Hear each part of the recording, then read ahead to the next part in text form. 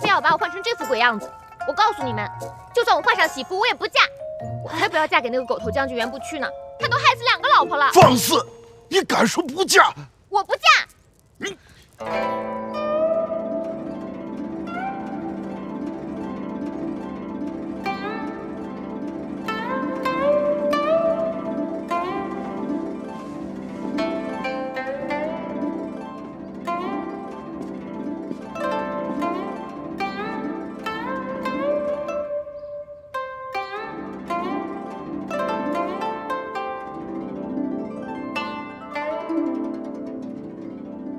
冰燕，你该上轿了。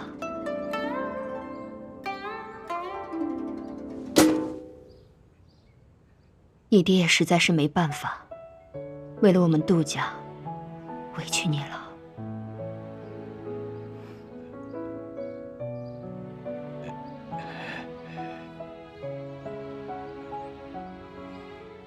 小姐呀，你嫁的可是袁大将军。做个官太太不好吗？我管他圆的扁的，这官太太你爱当你当。哎呀，这话可不能这么说呀！袁大将军的婚配呀，算是2倍了。你瞧那东城杜府，那才叫把自己的女儿往火坑里推呢。你知道那杜老爷把自己的女儿杜冰燕嫁给了一个什么人吗？总不会嫁给一个快死的人吧？哎呦，你真聪明，说对了。有这种事儿？那个新郎官啊，就是一病秧子。杜小姐嫁过去是为了给她冲喜的。这样的爹娘也太过分了吧！我要是杜小姐，打死不嫁。我嫁。哎呦，小姐，快，咱们也进去避避啊！慢点啊，咱们慢点，慢点。来，哎呦，来，小心啊！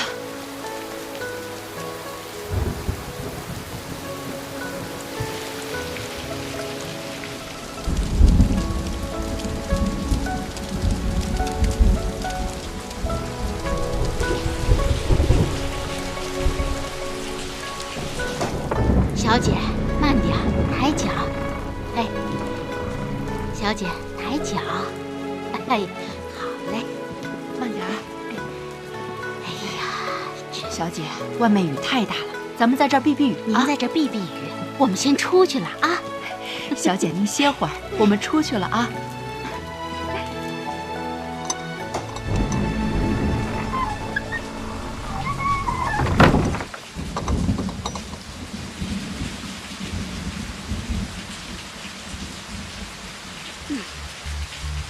大妹子，你看看这院子这么大，哎呦，空荡荡的，连个和尚都见不到。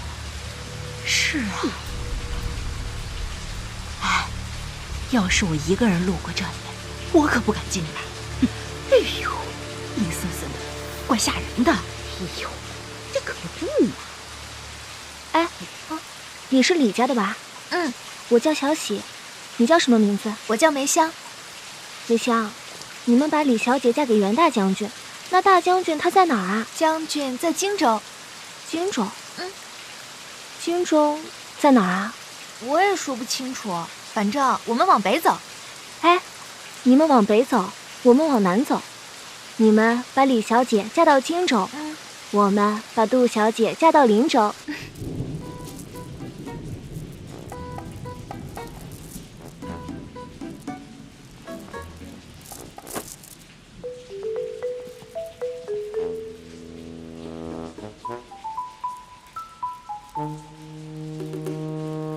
杜小姐，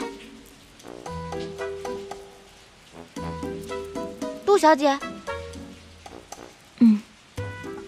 你要是觉得闷，就把盖头掀了吧。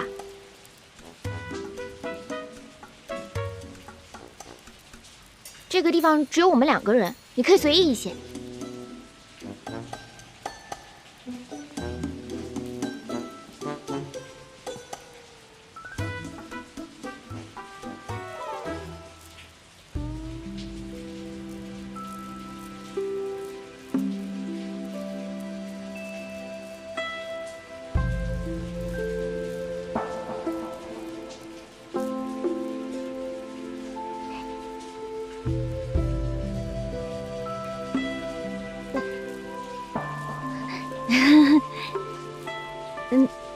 你的衣服跟我的衣服一样。你还顶着这块破布干嘛？拿下来吧。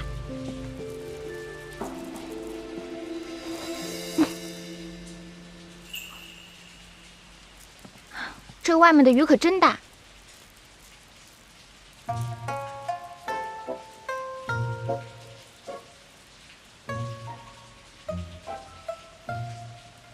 李小姐，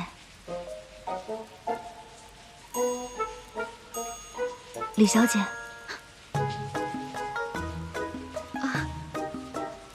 对不起，是我失礼了。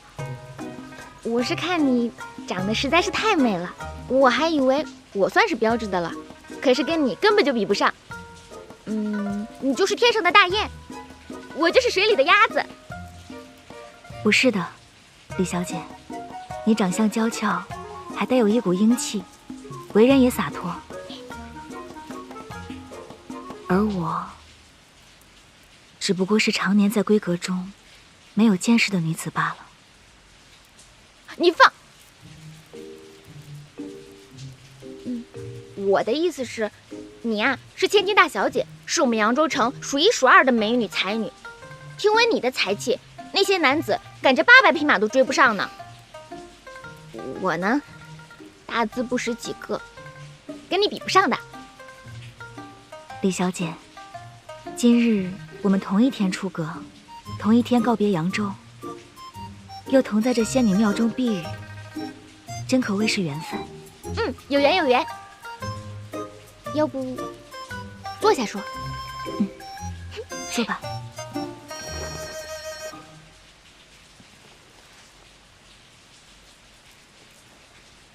杜小姐，听闻你要嫁给一个显贵公子。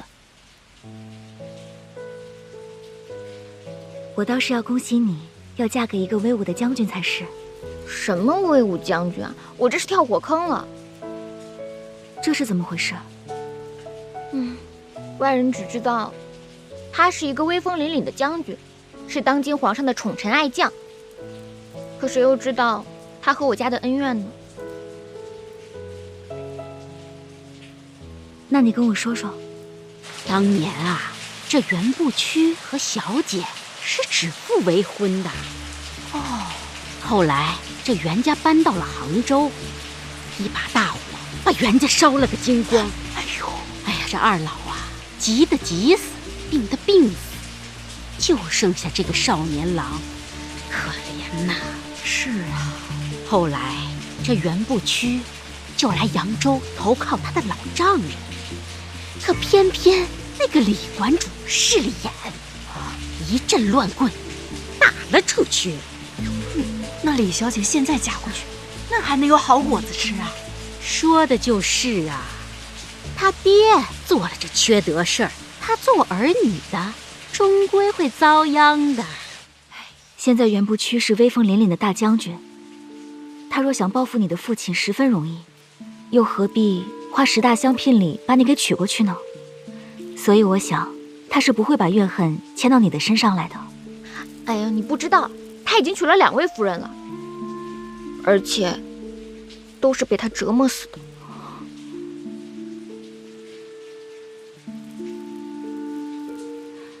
那你到了荆州后，要设法把此事弄清楚。若果真如此的话，你可得早做打算。放心吧，他可不敢欺负我。他要是欺负我，我就……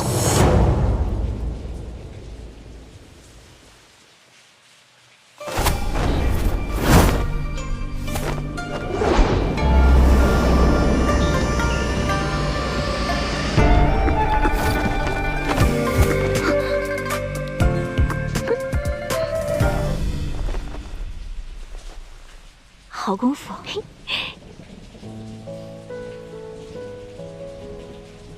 我们家小姐啊是个武人，她吧心直口快，在她心里啊永远是1级第一。哎，我们家小姐啊是个才女，从小饱读诗书，冰雪聪明，机敏聪慧。只是可惜，像我们家小姐这样一位才貌双全之人，居然要嫁给一个病入膏肓的男人去冲喜。说来，那齐三公子也怪可怜的。他们齐府3代单传，到了他这一代，好不容易生了3个儿子，可全都没有活过25岁，就只剩下他一个了。所以，府里的老太君就把他像宝一样的捧着、护着。可是，他自幼便身体孱弱，他们都说他也活不过25岁。后来，他们就命人查了我的生辰八字，他们说他的八字和我相合，便使了各种手段，一定要我嫁过去，为他冲喜，以便为了齐府能够传宗接代，炎炎香火。姐姐，我们同病相怜。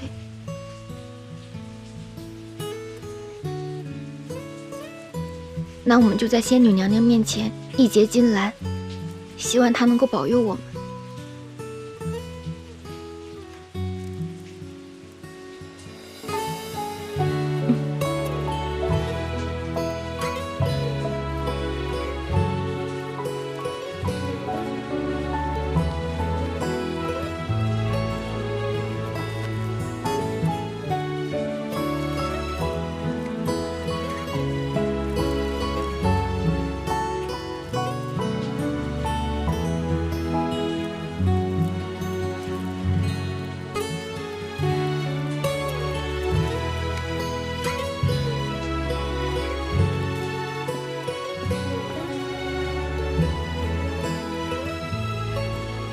那我们俩现在是姐妹了。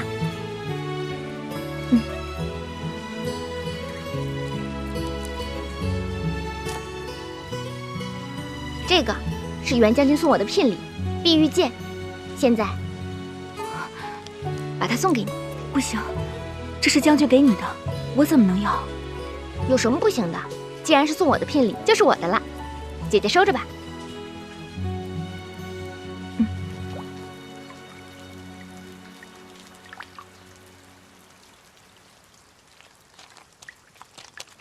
雨停了，雨停了，雨停了！哎，一会儿是会接着下呀？在这儿干嘛？来人了！哦，师傅，我们是来这儿避雨的。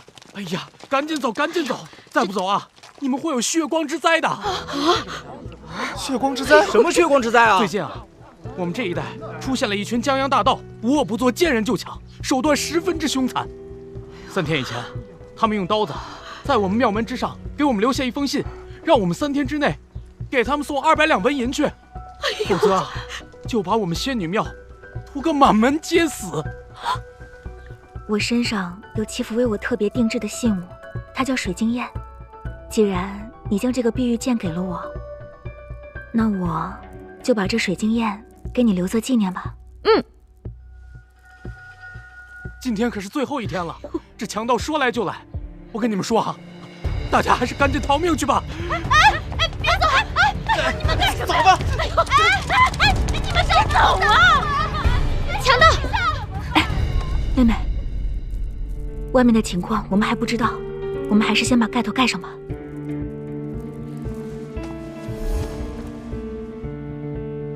哎呦，好了，小姐啊，小姐，龙凤呈祥，错不了。有鸳鸯戏水也没错，快梅香，小姐，小姐，来，小姐，来了，慢点啊！来小姐，抬脚，抬脚，慢点啊！哎呦，强盗来了，快，慢点啊！咱这排场不能丢啊！别慌，别乱，稳着点儿。来，抬脚，慢点啊！慢点儿。哎呀，慢点走。哎呀，慢点，慢点，慢点，慢点儿。来，小姐，抬脚，哎，低头啊！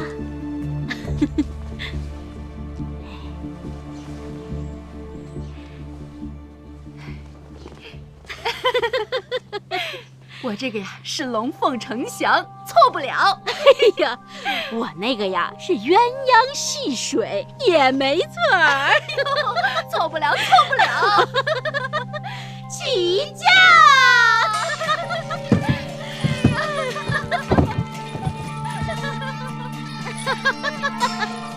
哎呀，我们往这边了啊！去吧，回家。快点儿！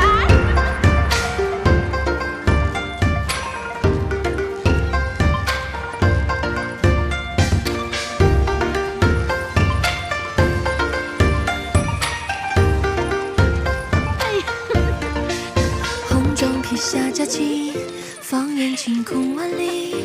扬州桃李，飘香十里，满城公举欢喜。相遇曲折离奇，就算跨越千里，共度风雨，只有你能懂我心意。阴差阳错相遇，定下姻缘不易。人海中遇见对的你，无人能比拟。欢喜冤家相依，换来两人不离。或许都是那命中注定。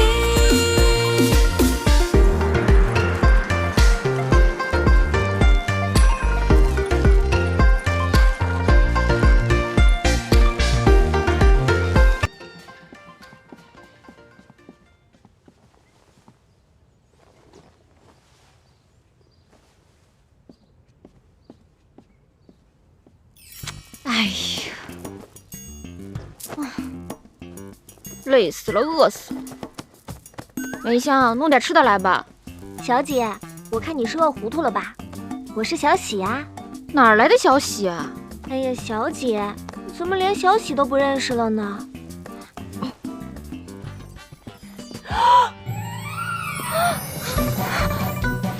你是谁啊？我是李玉湖。李家小姐，我这做媒啊，也有20多年了。这扬州城里哪个不晓得我灵媒婆儿啊？全城啊，有1半的夫妻，那都是我拉的线儿。都说扬州城里出美女，拜托林妈妈，你给我牵个红线吧。行啊，给你找一个。找个什么样的呢？哎呦，找个烧火丫头。哎，林妈妈不好了！什么事儿啊？不要慌，慢慢说。哎呀，错了！什么错了？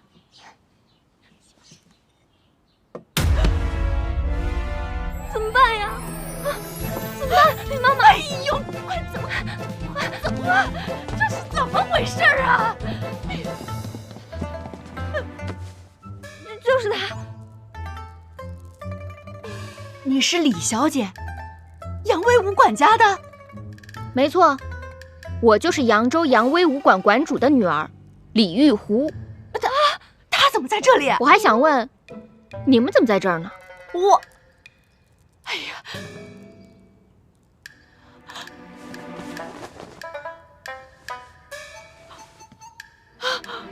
是这个盖头啊，龙凤的。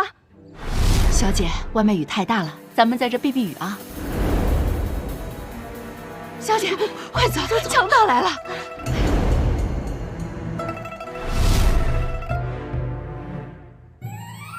哎呀，错了，这可怎么办呀？这可怎么办呢？哎呀，错了，这可怎么好啊？哎呦，这要是传到扬州去，哎呀，那可怎么得了啊？哎呀，我的天哪！哎呀，我的天！张妈妈，咱们连夜赶回去，把我们家小姐换回来。你说的倒轻巧，咱们向北走了1天，他们向南走了1天。这一南一北加起来是2天的路途啊！怎么追呀？咱们飞呀！哎呀，回去，这可怎么回扬州去。不能，千万不能回扬州。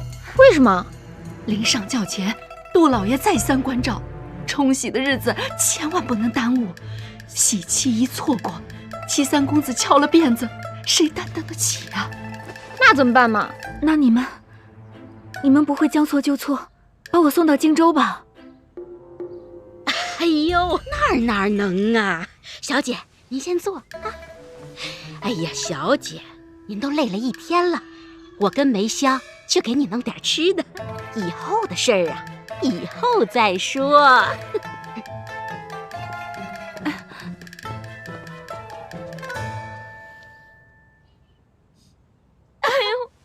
哎呦，我的杜小姐呀，我的杜小姐！哎呀，你们假哭什么？不就是上错了花轿吗？哎呦，我们在哭杜小姐呢。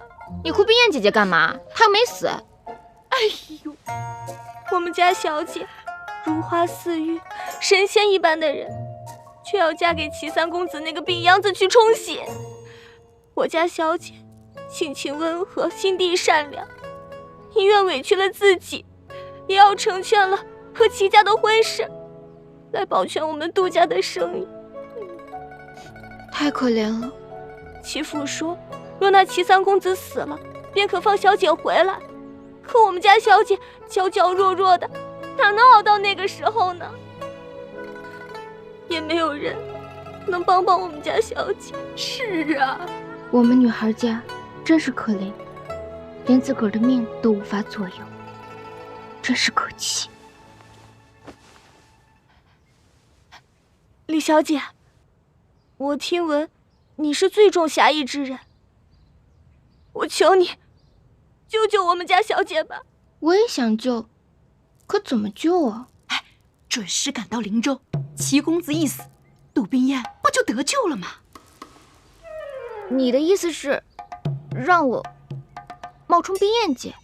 那你还想把杜小姐弄回来，让她去冲喜，让她去跳这个火坑？那不行。现在这种情况啊，不如将错就错。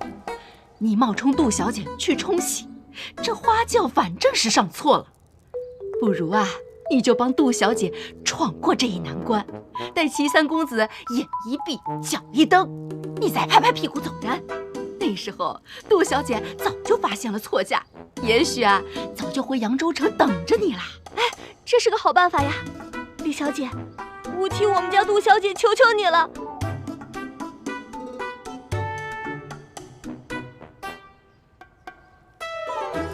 好，这齐府的龙潭虎穴，我就替冰燕姐去了。李小姐，你可真是活菩萨，我愿一辈子伺候你，报答你。快起来，我们女孩的命运自己做主。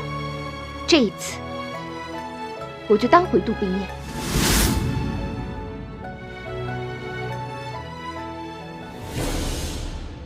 你们不会将错就错，把我送到荆州吧？哎呦，哪能啊！小姐，我跟梅香去给你弄点吃的。以后的事儿啊，以后再说。这是睡眠散，要是玉虎在路上不听话的话，只要给他吃一点，他就能呼呼大睡。啊！来，拿着。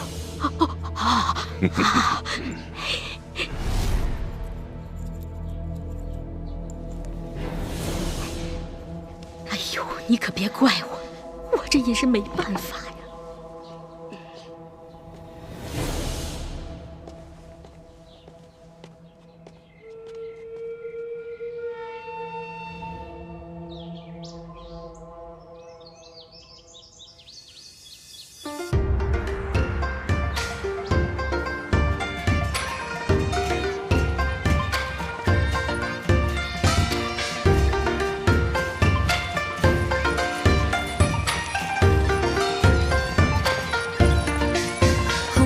下佳期，放眼晴空万里，扬州桃李飘飘十里，满城共聚欢喜。相遇曲折离奇，就算跨越千里，共度风雨，只有你能懂我心意。阴差阳错相遇，定下姻缘不易。人海中遇见对到你，无人能比拟。欢喜人家相遇，一人迈步进二堂，大红对联挂两旁。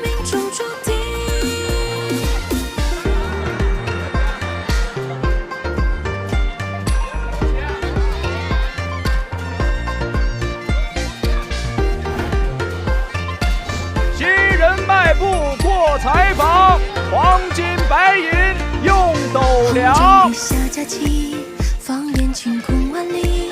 扬州桃李，新人迈步过楼房，花开上苑吐凤凰。跨越千里，共度风雨，只有你能懂我心意。这齐家院子怎么这么大？走得我脚都疼了。人海中遇见对的你，无人能比拟，欢喜人家相依，换来两人不离。新人迈步登大堂，富贵荣华万年长。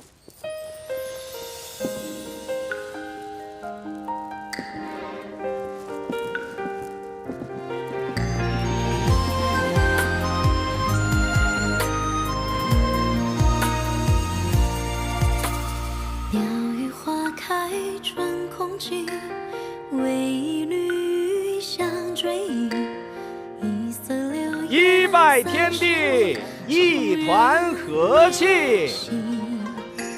清静出山风雨息，雁归落堂西。二拜高堂，金玉满堂。而叹忆往昔，两情纵满盈哭泣，时怪三拜老太君，福寿宁康。难忘当时为爱的坚持，两情纵满盈哭泣，时夫妻对拜，相亲相爱。弃恨至此都不舍一世。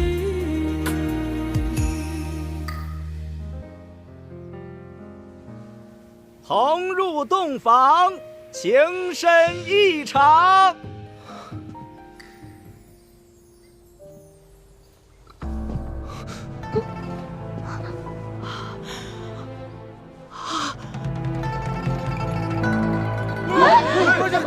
这怎么回事啊？怎么回事啊？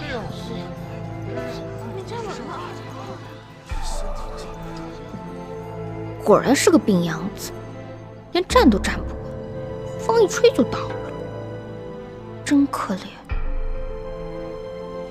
没事，快扶进洞房。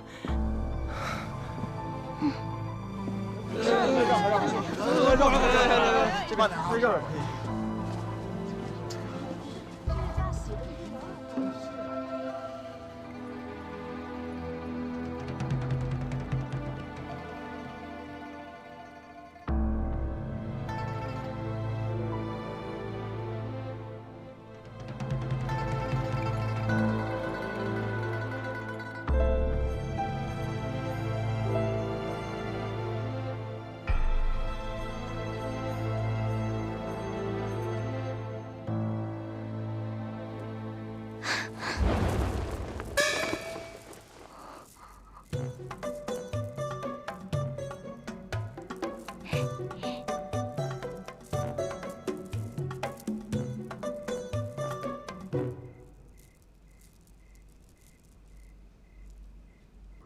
长什么样子呢？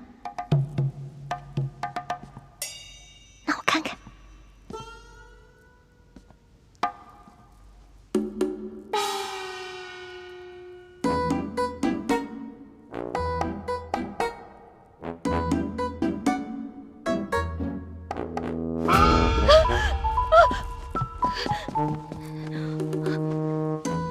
你不是在睡觉吗？吓死我了！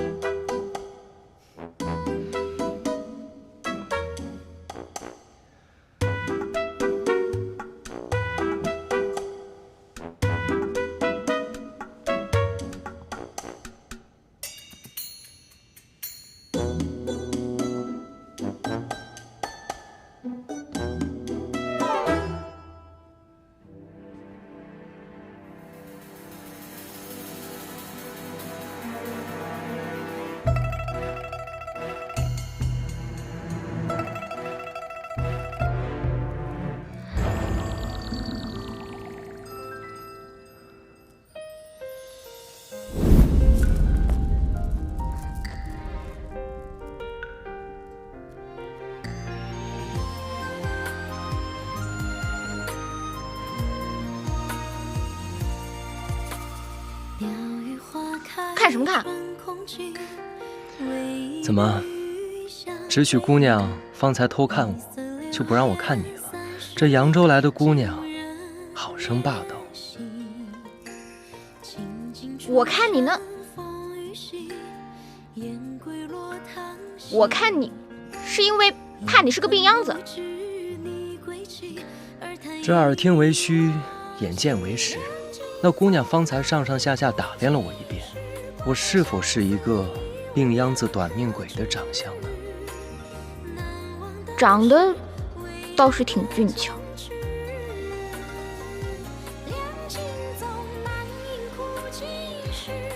还行吧，五官还算端正，鼻子是鼻子，眼睛是眼睛的。说得好啊，确实是鼻子是鼻子，眼睛是眼睛。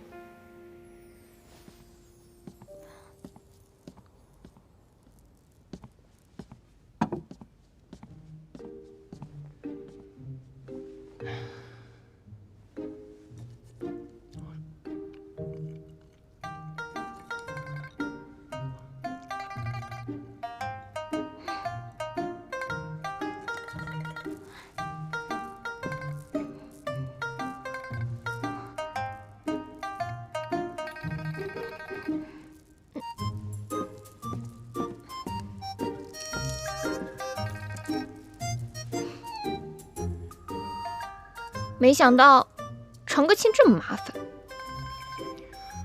我也一贯讨厌那些繁文缛节，又是拜堂又是磕头的，留着我们二人在这里守着什么规矩，像个木偶一样。我爱娘子在我这儿，不必拘束。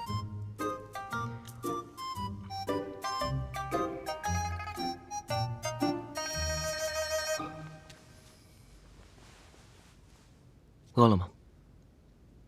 来一块。都快饿死了。我告诉你啊，这个要就着酒才好吃。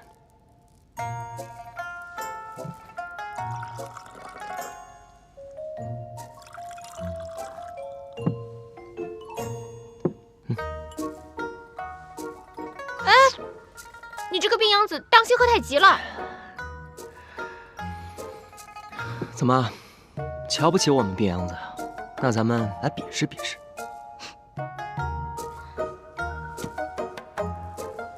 你就是个病秧子，我会怕你？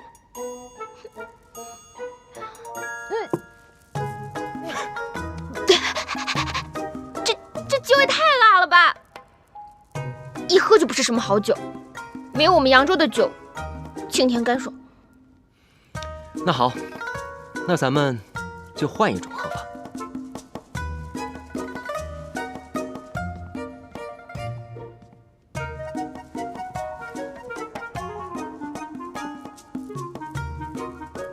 这满柜子的书哪有好酒啊？你莫不是喝多了眼花？这书中自有颜如玉，书中自有黄金屋。这书中还有好酒不成？娘子，猜对了。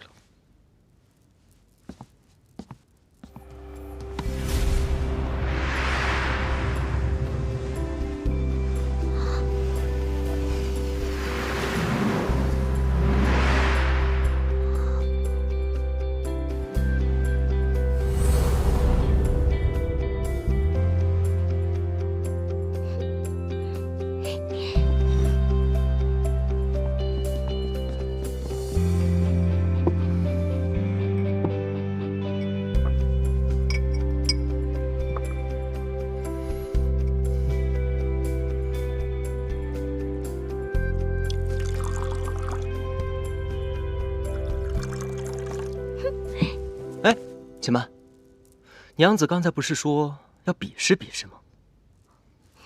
比什么？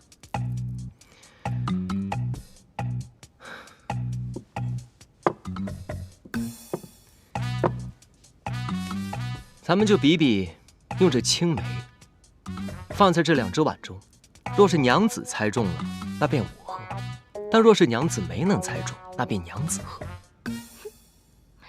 我啊，可是火眼金睛，你输定了。好，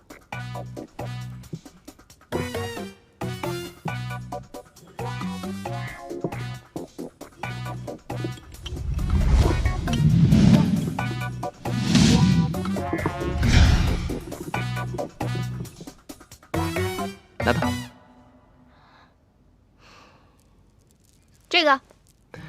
确定在这儿？这个。确定？就是它。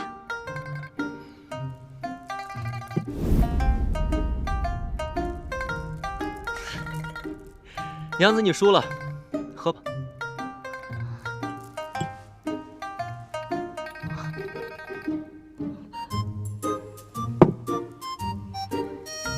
那肯定是这个。若是没能猜中，便要再喝一杯了。喝就喝。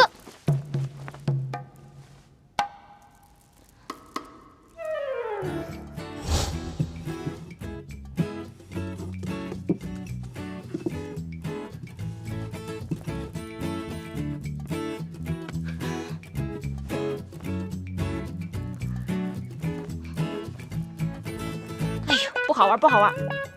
我在家玩的都是投壶之类的游戏，真刀真枪的。你这些莲子果子，有什么意思吗？娘子喜欢玩投壶啊，那还不简单？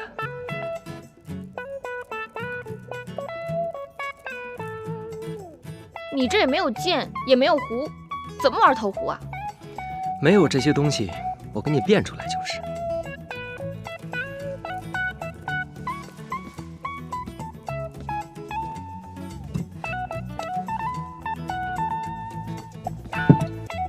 娘子，请吧。还挺有办法。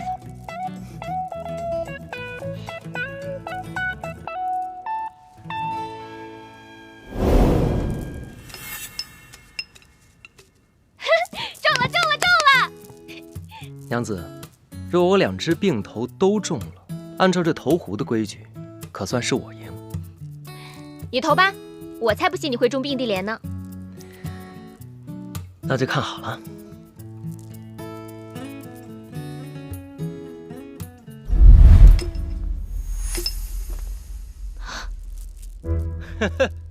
哎呀，娘子，你又输了。哼，哎，今天运气真好啊！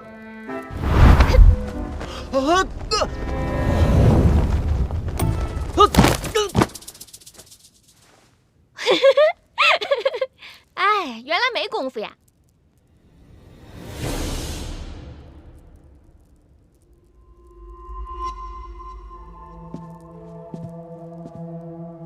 公子，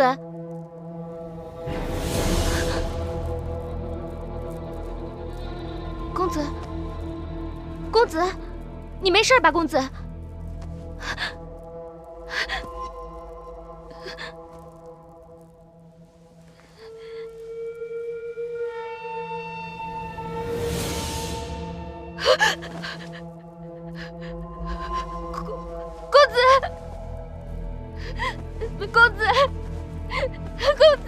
公子，你别死啊！公子，我不是故意的，你快醒醒，公子，怎么办呢？他是个穷兵之人，我怎么能下这么重的手？你是在为我伤心吗？娘子，你别哭了。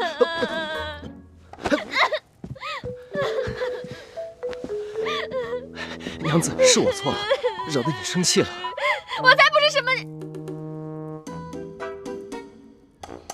我可不是那种任人欺负的弱女子，嫁过来给你冲洗，已经够气人了。这都怪我这身子连累了你。不过，你跟我想的不一样，你真是需要冲洗续命的孱弱公子。如假包换，看你又喝酒又投壶的，真是古怪。这人世间的事，1、2句话说不清楚。你反正已经嫁到戚府来，日后我再慢慢告诉你。不过你放心，我绝对不是冒牌的齐天磊。可是，我是冒牌的杜冰燕。倒是你，这扬州来的大家闺秀，怎会是如此做派？非说大家闺秀就得摆着了，每个人都有自己的爱好和习惯。就像你说的，这人世间的事儿，一句话两句话讲不清楚。我个性为何这样，日后跟你说。好，这样的性子倒也好，我也不喜欢那端着板着的大家闺秀做派。亥时二更，熄灯入梦。亥时二更，熄灯入梦。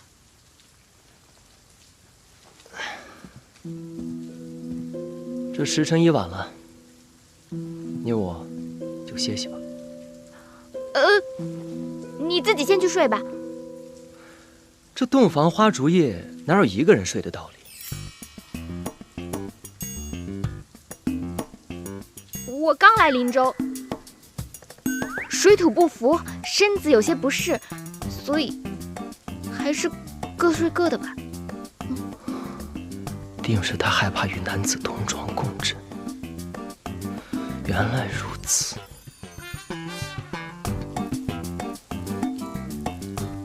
这儿怎么只有一张床呢？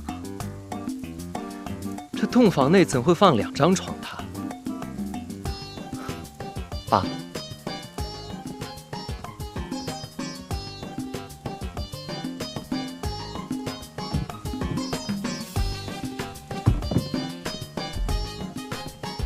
今晚我便睡在此处吧。那怎么行？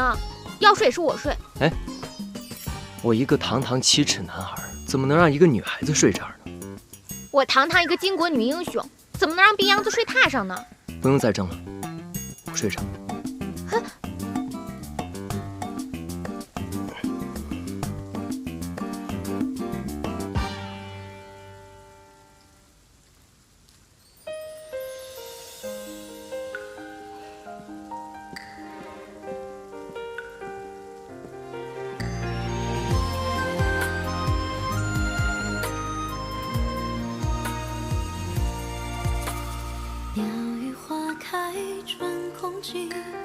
为一缕香追忆，一色流烟30里，竟无人怜惜。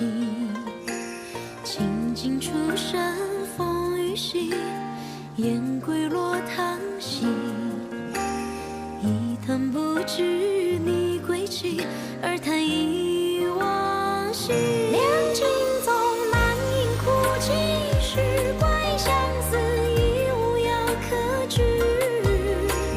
难忘当时为爱的坚持，两情纵难饮哭泣，是败在一念之间消失。情恨至此都不舍一世，情恨至此都不舍一世。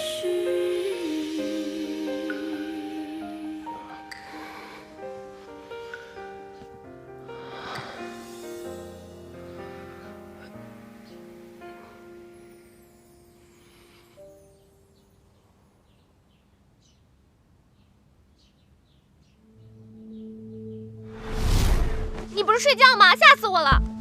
你就是个病秧子，我会怕你？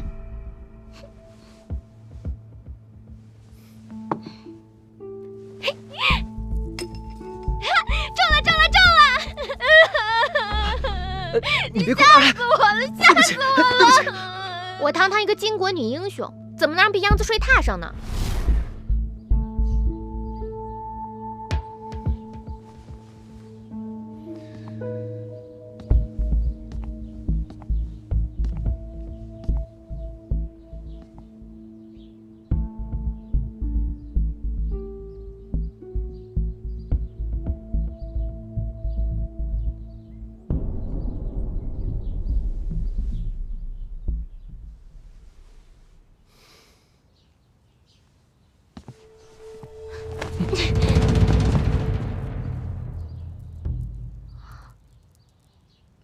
你想干嘛？不干嘛。昨晚睡得如何？还行吧，还做了梦呢，梦到了扬州的灯会。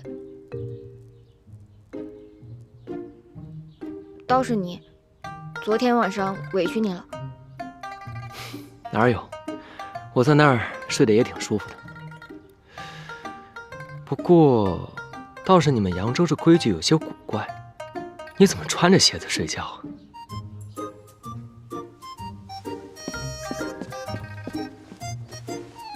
当然是为了防你们林州人。防着林州人？愿闻其详。主要是防你。防我？我有什么可防的？防止你在我熟睡的时候往我身上塞小娃娃，那可就麻烦了。你这话是听谁说的？没人跟我说过，我自己知道。杜小姐，你尽管放心，若是我齐天烈趁人之危，你想怎样罚我皆可。那我就废了你。你要废了我？这自古女子出嫁从夫，不应该是温婉顺从才是吗？呸！烦都烦死了，出嫁从夫，真是不公平。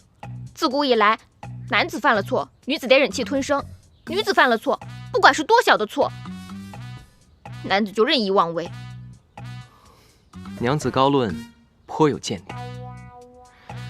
既然如此，那倘若我齐天磊犯了错，娘子就写封休夫书，把我扫地出门，如何？好啊，要是你犯了错，我就拿个大扫把把你扫地出门。好。我还有一件事要问你，你是扬州本地人？当然了。那你会讲扬州话吗？扬州妹，品球浓，耍棍耍枪好把式，吃到小云霄，3文钱一亩。她一个大家闺秀，怎会知晓市井天桥的小吃价钱？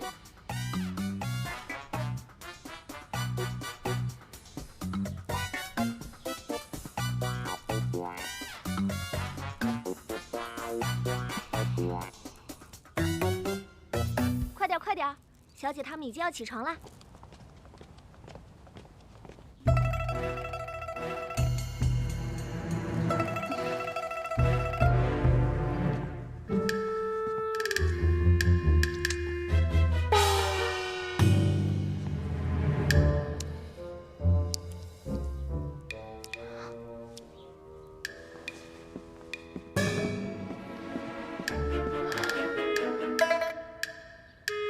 这是干嘛？手没事吧？没事，师傅给的灵丹妙药已经止住了。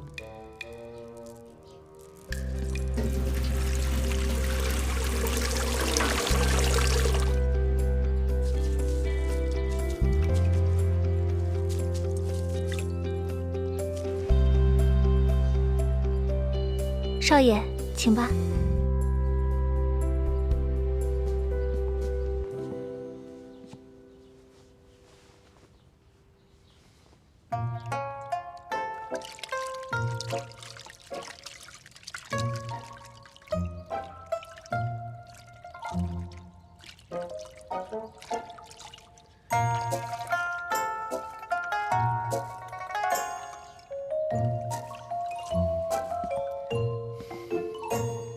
请。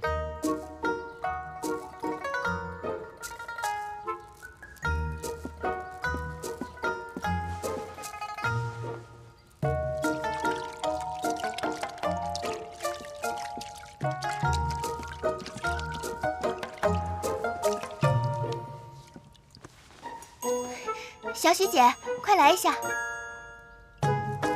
我自己会洗。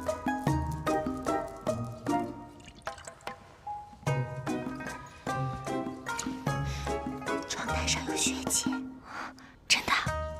我看看。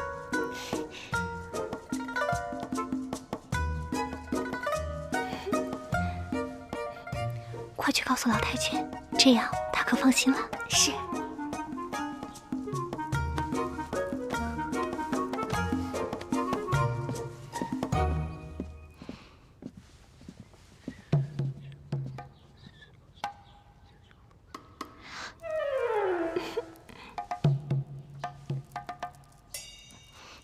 少爷、少奶奶，请你们俩用完早膳之后，去向老太君请安。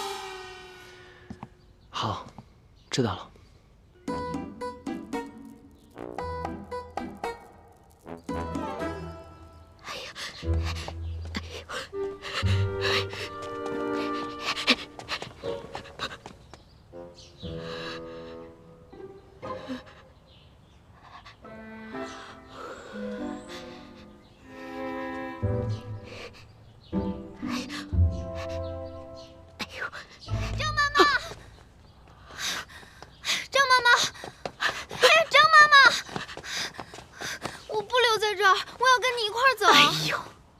傻丫头，有福都不会享。这将军府你不待，你要上哪儿去啊？我才不在这儿待呢，这比坐牢都难受。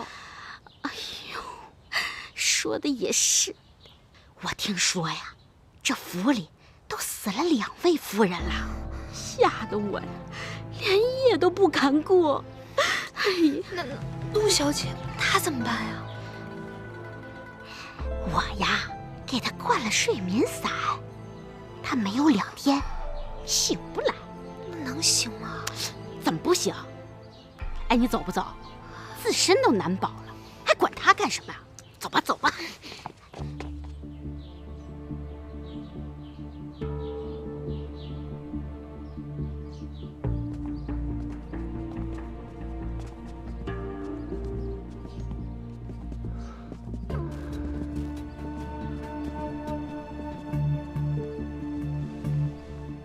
奶奶，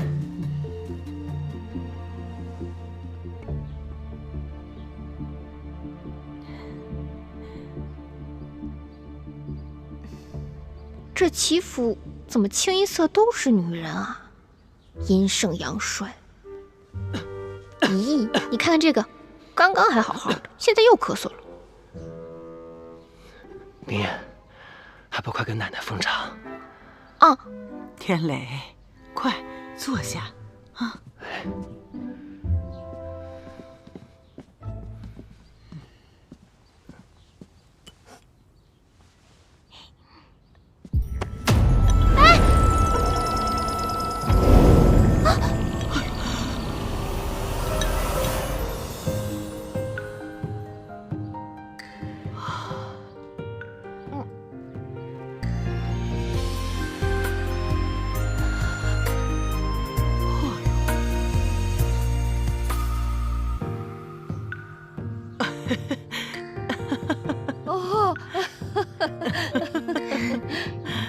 老太君慈眉善目，像是佛堂里的菩萨像。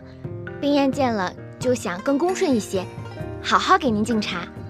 老太君，请喝茶。哎，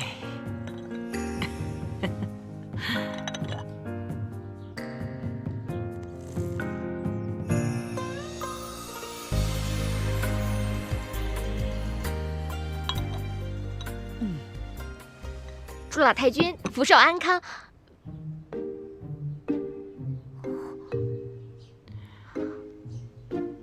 小喜教我的词，我想不起来了，怎么办？哦，是吉祥话。祝老太君增福增寿增富贵，天光天彩天平安。好，我喜欢这句话。小巧，来，这是给你的。多谢老太君。奶奶，这新娘子头一回见你，自然是有些局促，还不快开口叫奶奶？多谢奶奶。哎，冰燕，那位便是母亲大人了。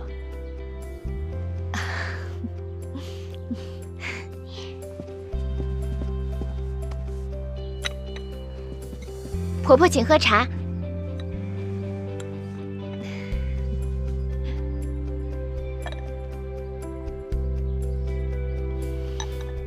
祝婆婆福寿安康，青春永驻。好，娘也祝你们小两口啊，从今以后相敬如宾，举案齐眉。来，拿着。多谢婆婆。乖。还有那位，便是二娘。冰燕呐，你累了，去歇一会儿吧。有些礼数是不用的。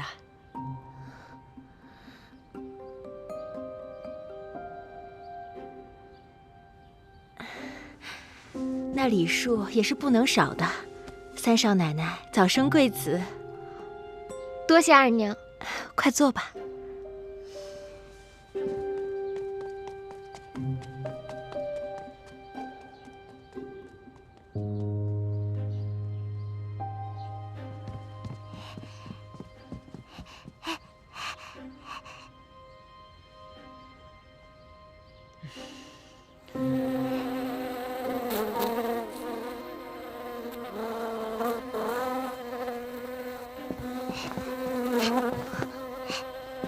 生儿，不得对嫂嫂无礼。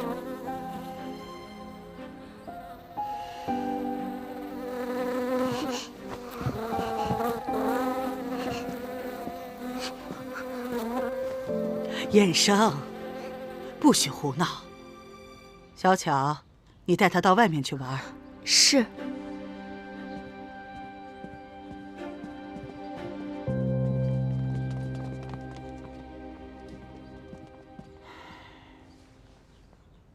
二夫人，衍生虽然是个哑巴，但为人之母，你应尽守教养之责。如果任其这么疯疯癫癫下去，后果不堪设想。这一点，你应该明白。老太君教训的是，儿媳谨记。来，衍生，这老太君在里面说话呢，这里不好玩，到那边玩去。哎，衍生，听话，听话啊！柯少爷，柯少爷，您回来了，一路辛苦了。小巧，你怎么会在这儿？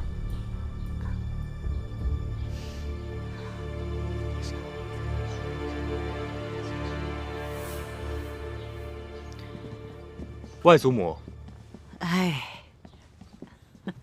回来了，回来了，辛苦了。哦，我给你们介绍一下，这是我的外孙柯世昭，这是你弟妹杜冰燕。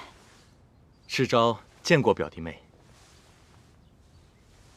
实在是因为昨日商务纠缠，所以没有赶上如此盛大的庆典，还望表弟和表弟妹能够见谅。表哥客气了。外祖母，齐家14家商行的账目均已理清楚，还望年老过目。老太君，请过目。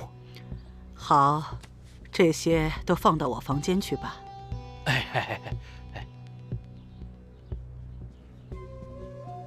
世昭啊，坐。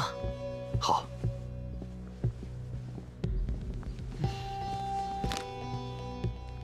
世昭和天磊都是我的心头肉啊。世昭父亲走得早，母亲又不懂做生意，我就把他带到齐府里来教导。唉，天磊呢，身体不好，商行的事又多，我就让世昭当了天磊的帮手。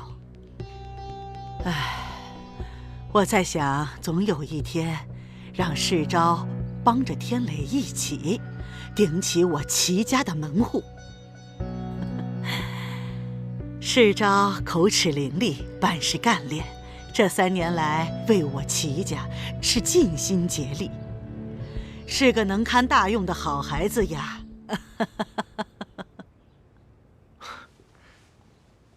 年老过奖了，世昭不敢当。对了，世昭此次去福建，特意亲自选购了一件礼物，还望表弟与表弟妹能够笑纳。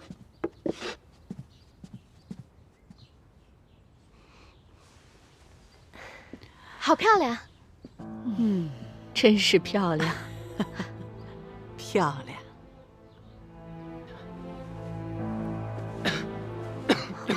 天磊，磊儿，天磊，天磊，天磊，慢点，没事吧？天磊怎么样啊？磊儿，天磊啊！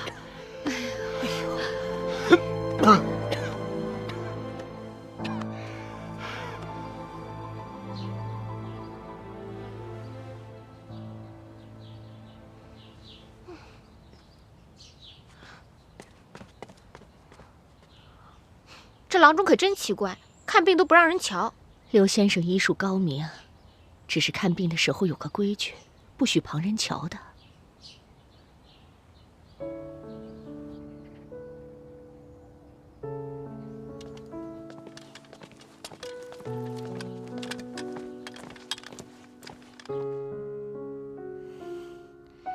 新夫人怎么还不醒啊？是啊，都睡了2天2夜了。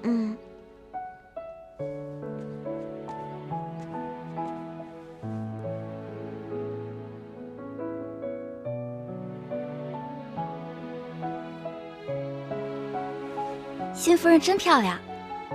是啊，真美啊。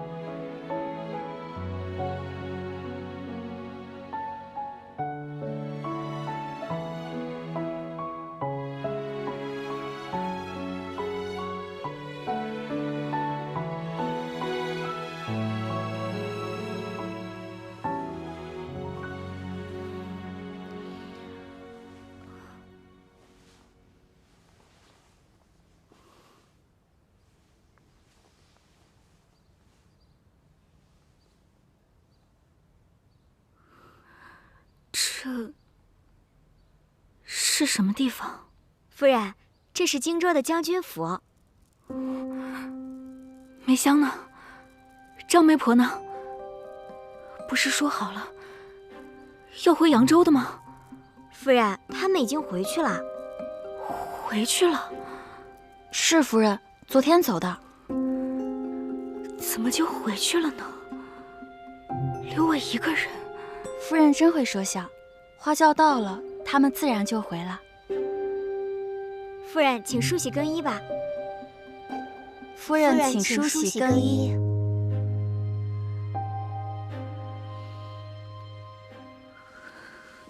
你们不会将错就错，把我送到荆州去吧？哎呦，哪能啊！哎，小姐，您这一天水米未进的，我跟梅香就给你弄点吃的，以后的事儿啊，以后再说。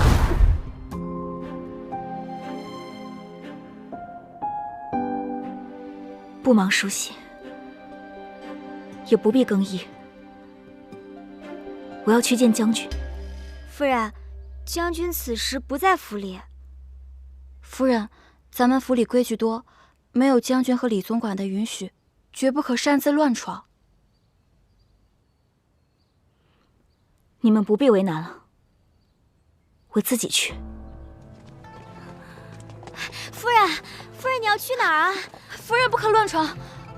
他已经娶了2位夫人了，而且都是被他折磨死的。被总管知道怎么办呀？快去拦着夫人！夫人，夫人，夫人，这可怎么办啊？必须马上告诉袁不屈，花轿抬错了，我不是李玉湖。快去拦着呀！夫人，别再跟着我了。怎么办？要不要追啊？快追啊！走，快走！天雷我儿啊，你可觉得好些了？母亲，孩儿有一事请求。只管说，你需要什么，娘立刻帮你办到。孩儿想在那张床榻上加置一床被褥。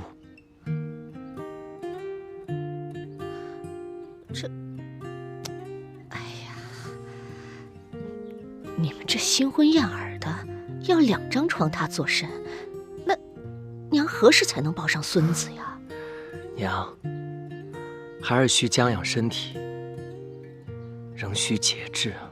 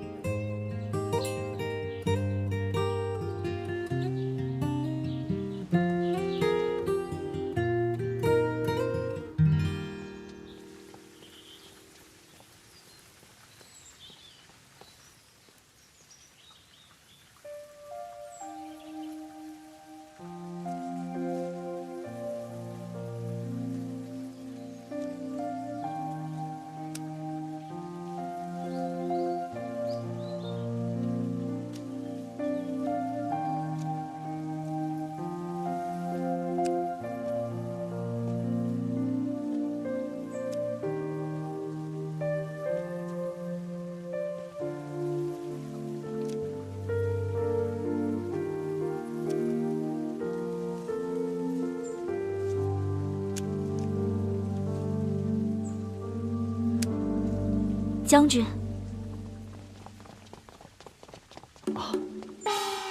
夫人认错了，我不是将军，是将军府的大总管李成。夫人，一路辛苦了。李总管，请问将军在何处？您暂时还见不到将军，他奉旨平息叛乱，戍守边城，已然出征去了。可我等不得呀。您是堂堂的将军夫人，自然应该在府中等候将军回来。将军临走时吩咐，让新夫人在府中静候，待他凯旋再行婚礼。可我根本就不是新夫人啊！此话怎讲？你们的新夫人是李玉虎李小姐，而我姓杜，叫杜冰燕。那天我们在扬州仙女庙上错了花轿。夫人，您当我是3岁的小孩吗？我没骗你，那天是李杜两家同时送嫁。好了，夫人，您不必多说，送夫人回房，要小心伺候。是。你，夫人请。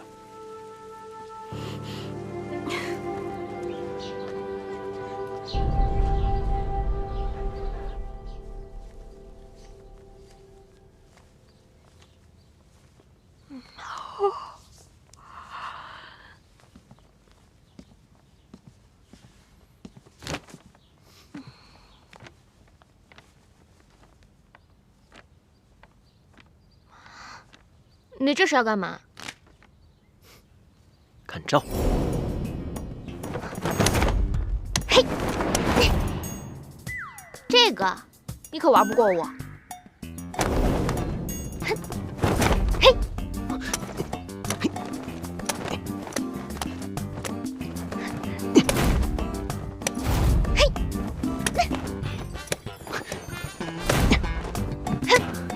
哎，以手持剑可是犯规啊！谁说我犯规？哼！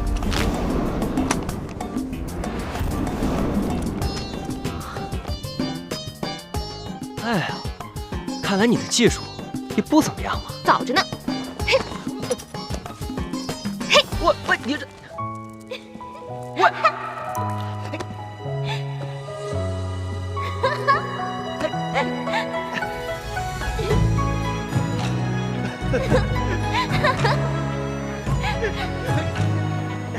你又来！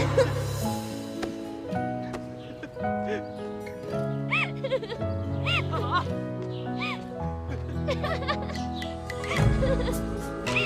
建好。三少爷，谁啊？是我，我给您送药来了。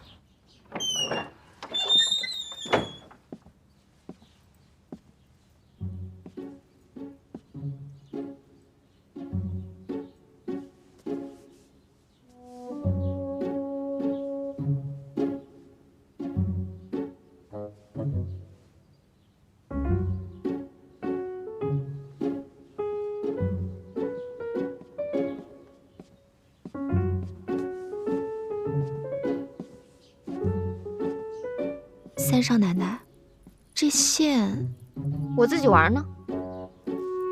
哦。哎，小小姐，你是奶奶屋子里的大丫鬟，又不是我屋里的人，怎么整天往我屋里跑啊？三少爷，药送来了。放那儿吧。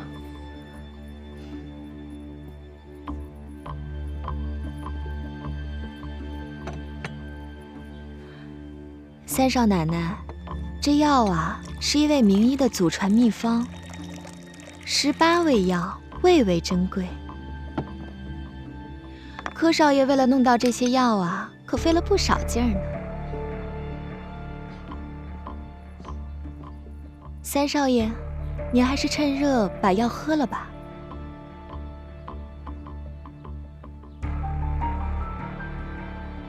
三少爷，这是要三少奶奶喂呀。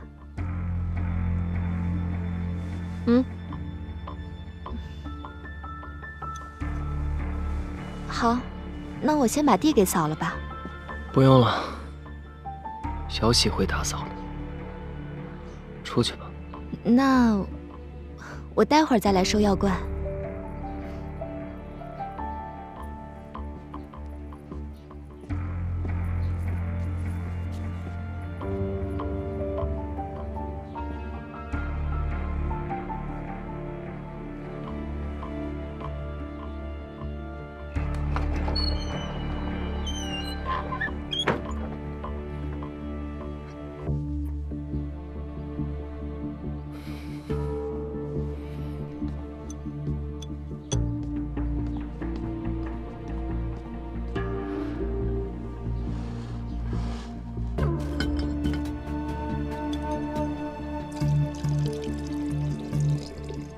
你这是为何啊？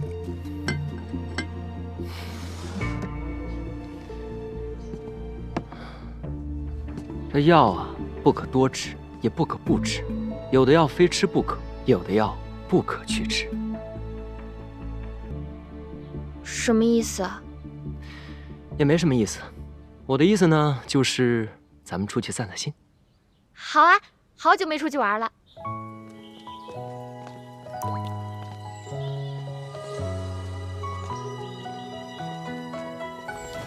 这儿呢。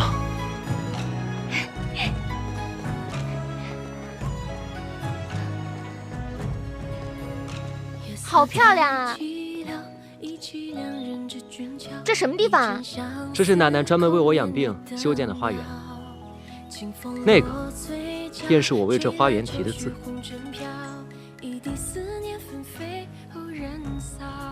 祭梯心花。你念什么？祭梯心花呀！这么漂亮的园子，干嘛起这么古怪的名字？你笑什么？我说的不对吗？啊，对，你说的都对。去看看。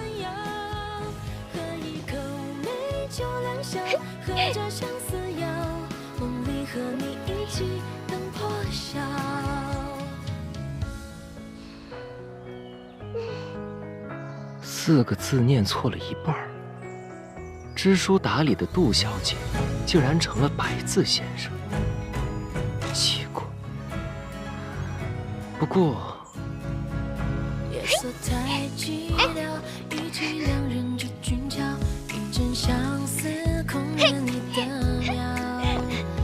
啊，挺有意思。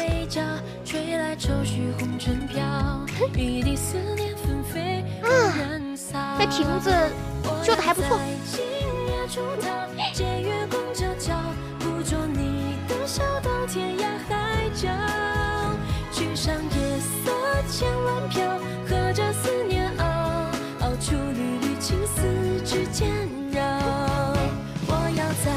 到了。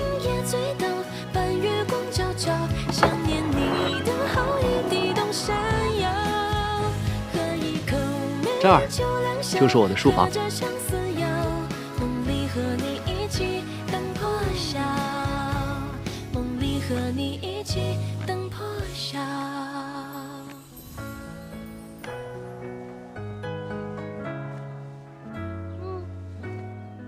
如何？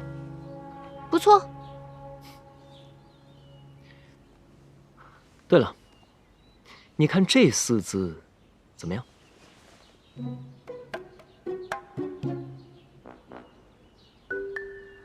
啊，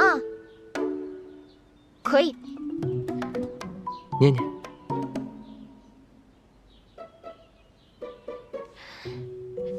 金爵乐。这第3个字，它念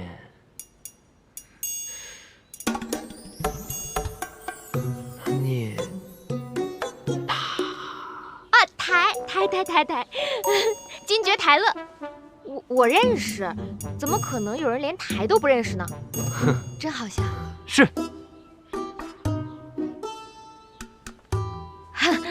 你这个宅子这么漂亮，为什么建在这么偏远的地方？多可惜啊！这你就不知道了。我在这儿呢。第一，可以看书写字；第二，这有一扇门，可以直接通到园子里观景。带你去看看。嗯。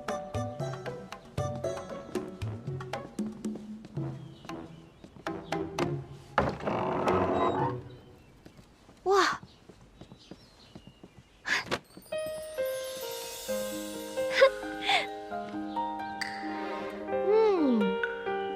你看，那儿便是观景阁。看见那个角了没？哼，真有意思，还有小鸟呢。还有这儿，便是我祈福的大门。走，我去看看。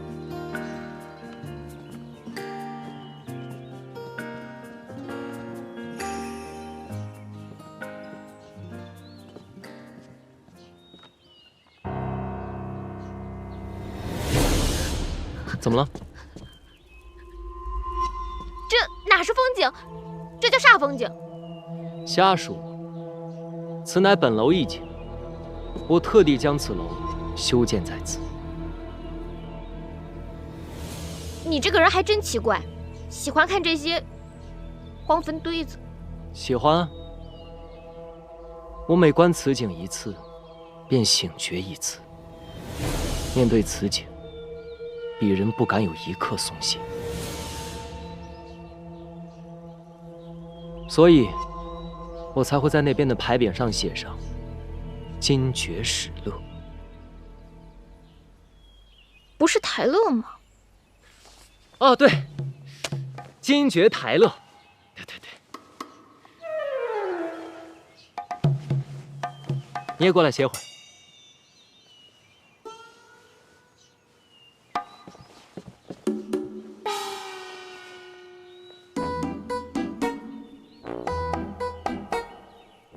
你当真喜欢吃这梅子啊？身外黄金何足羡，一日清闲一日鲜。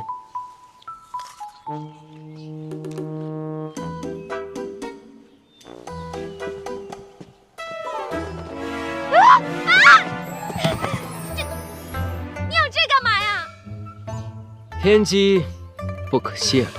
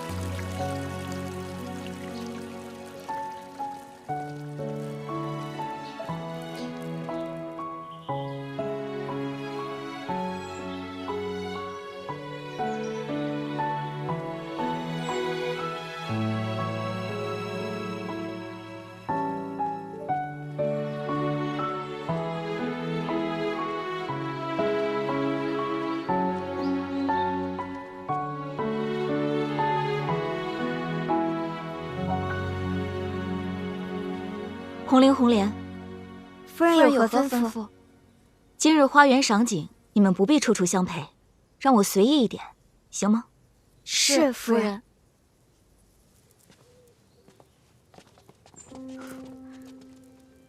难道说这将军府对以前的2位夫人也是如此吗？夫人请留步。红绫，你也是将军府的下人，怎这样没规矩，竟时刻管着当家夫人？夫人，您这是要到哪儿去啊？这个屋子是干什么的？我想进去看看。夫人，天色不早了，咱们该回去吃晚饭了。为什么害怕我进去？你们若是不说，我自己进去便是。夫人，总管大人交代，不许我们带你到这儿来。我就进去看一眼，若是总管大人问起来，全部由我一人承担。夫人，夫人，夫人，夫人。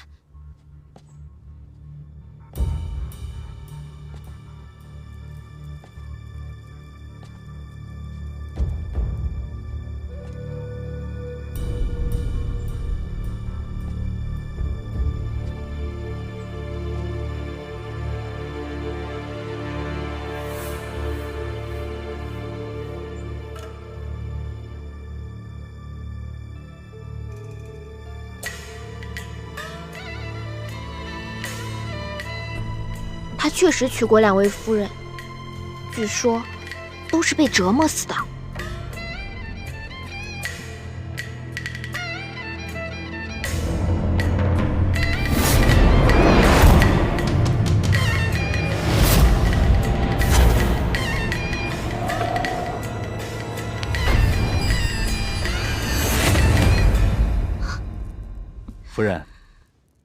您不该出现在这里。李总管，我是怎么吩咐你们的？和他们无关，是我自己要硬闯进来的。夫人，您该回房歇息了。你，夫人请。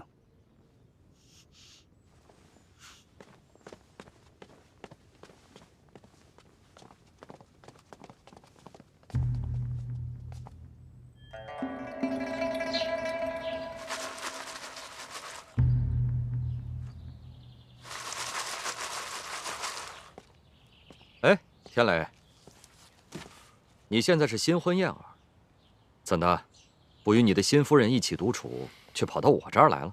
师傅，现在确实是云遮雾障，疑点重重。此话怎讲？徒儿早就听说，这扬州的杜冰燕小姐与我同岁，自幼饱读诗书，温婉娴静。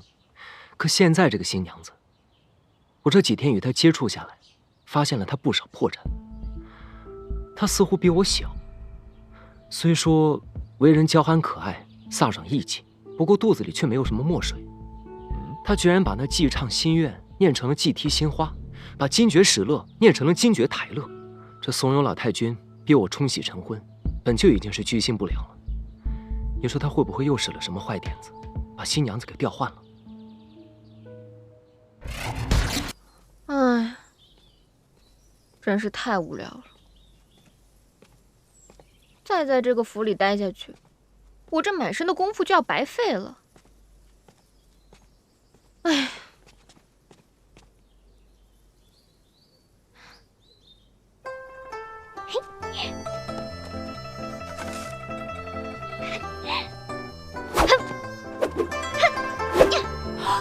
哎呀，小姐，小姐，你记住，你现在的身份是从小饱读诗书、温柔娴静的杜小姐，哪里会舞什么剑啊？我都好久没练功夫了，手脚痒痒。哎呀，手脚再痒也不行，这万一要是露出马脚了，可怎么办呀？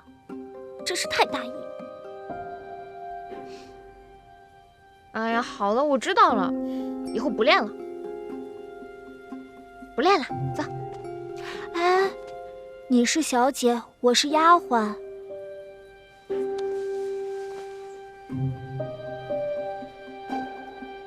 行，我端着行吧？这还差不多。哎，我们去那边坐吧。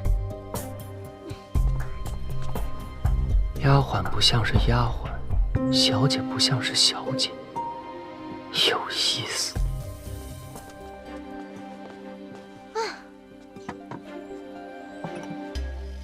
小姐，咱们从扬州来到林州这么久了，你觉得这祈福怎么样？怪。那齐三公子呢？也怪。那个哑巴小谁啊？猜猜看。是湘云吗？不是。爱珠？也不是。宝珠？更不是了。哎呀，我猜不出来了。燕生小姐。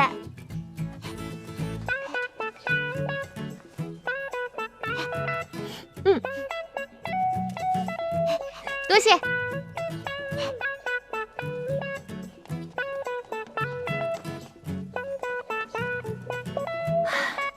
这燕生小姐啊是个好姑娘，只是可惜了，是个哑巴。小喜，我觉得这齐府上下怪得很。这当家的是老太君，府里唯一的小姐是个哑巴，但疯疯傻傻的，还蛮可爱的。府中唯一的公子呢，又是个病秧子。可是他这病吧也古怪，说发就发，说晕倒就晕倒。你看着他快死了吧，可一转眼人家又好了，说起话来嬉皮笑脸的，不知道说的真话假话。小姐，你可真是快言快语呢。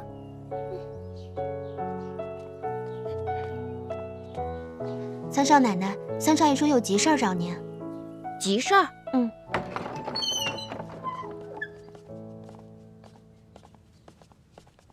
有什么急事儿啊？此事呢，说急也急，说不急也不急。少卖关子了，赶紧说吧。是这样，你来咱们齐府呢也有段日子了，我们也理所应当派人去扬州一趟，一来是报平安，二来也是向岳父岳母表达一些敬意。你意下如何？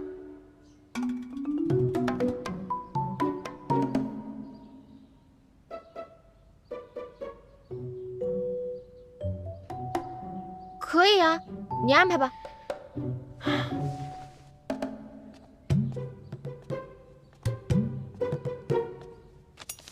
这礼物呢，我已经备好了，这是清单，你看看还需要增添点什么？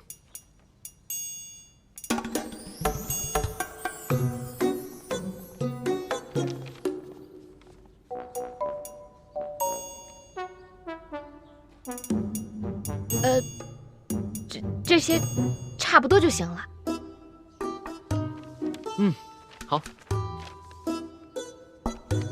哦，还有，这信我也写好了，不过我着实不知道岳父岳母姓甚名谁，名字是哪几个字，所以还要劳你这个当女儿的亲自写了。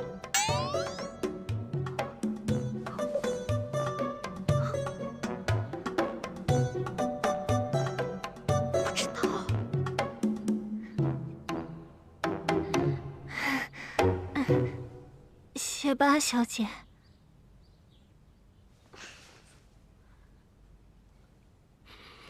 请吧。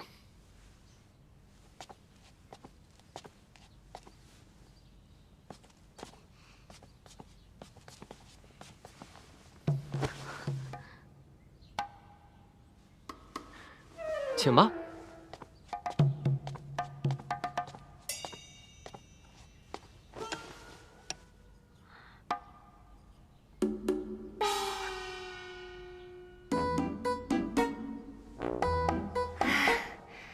少爷啊，在扬州的时候，我们家小姐读书写字，从来不叫别人伺候她的呀。她呀，只喜欢让我陪在她身边，因为呢，只有小喜一人知晓。我们家小姐，她写字的时候需要把这个墨研得浓浓的，这样写字才好看，你说是吧？我们家小姐啊，可写得一手好字呢。是吧，小姐？小喜，我看你就别啰嗦了，赶紧让小姐快点写吧。哎，别废话了，我写什么呀？哦，哎，小姐，这封信应该是你们夫妻两个写给扬州的第一封信吧？那依我看呢，这个信封应该你们夫妻两个一起写。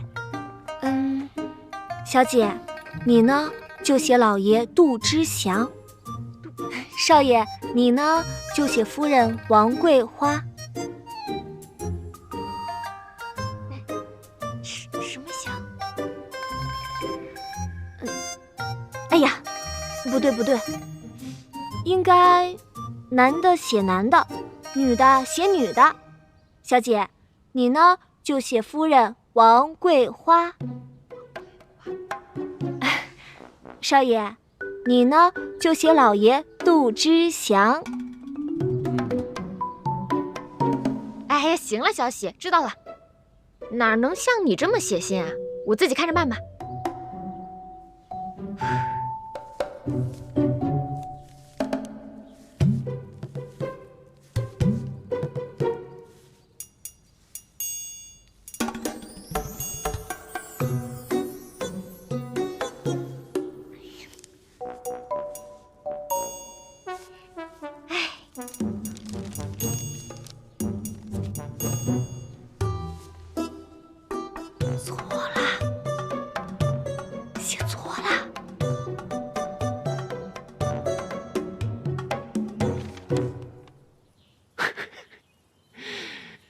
杜之阳，这3个字写错2个。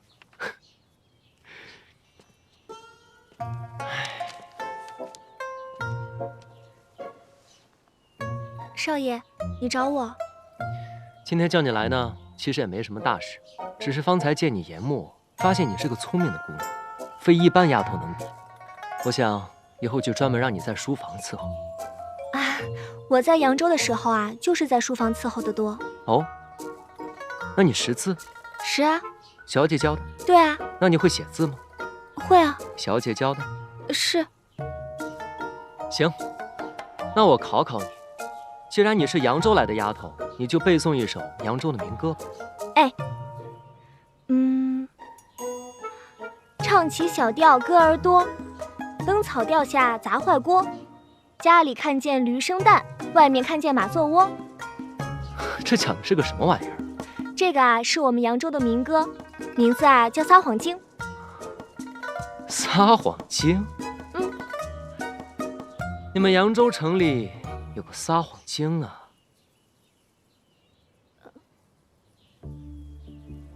小喜，我看你就是那个撒谎精吧？我怎么是撒谎精呢？你当然就是撒谎精。你左一个小姐教的，右一个小姐教的，可你家小姐写的字东倒西歪，你倒是说说这是怎么回事？少爷，这是因为小姐那天啊，她出门的时候，她的手被门给夹了，所以她写这个的时候啊，那个手就哆哆嗦嗦的。住口！你很聪明，一边研磨一边告诉人家，杜小姐的父亲叫杜之祥，母亲叫王桂花，可人家偏偏不领情，把杜之祥3个字写错了2个。你说这世界上哪有这样的女儿？连自己父母的名字都不知道，你告诉他还要写错？人家拿着竹片当宝剑，想在花园里舞一舞，你还跑过去劝阻，叫人家扭扭捏捏的走碎步。没想到我在旁边看得一清二楚啊！大个丫头，竟然敢冒充杜老爷的人混进齐府！少爷，我不是冒充的，我是杜家的。杜小姐她不是杜家的。哎呀，我是说李小姐她不是杜家的。赶紧说出实情！哎呀，事情是这样的，那天扬州城杜府和李家同时嫁女，不知为何2支送嫁队伍到了一起。更离奇的是，出了城门天就变脸，一场暴雨让2家的送嫁队伍不约而同地躲进了城郊的仙女庙。小姐，外面雨太大了，咱们在这避避雨啊！哎，小姐，快走，强盗来了！李小姐就是这样阴差阳错，错上花轿嫁到林州的。本来她是不肯来的，但是我们跟她说，她和冰燕小姐是同病相怜。李小姐是个豪爽脾气，见不得我家杜小姐遭罪，这才答应来这边做这个冒牌的3少奶奶，替我家小姐挡过一劫。少爷，李小姐是个侠义心肠的好人啊，我求你千万不要怪罪她。起来吧。是少爷。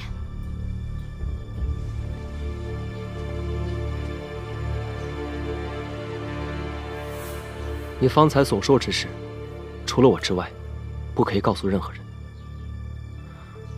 从今往后，你在府上少说话，多做事，谨慎小心，不可露出任何马脚。是少爷。还有，此事也不可以告诉3少奶奶。你若是敢走漏半点风声，严惩不贷。记住了。记住了。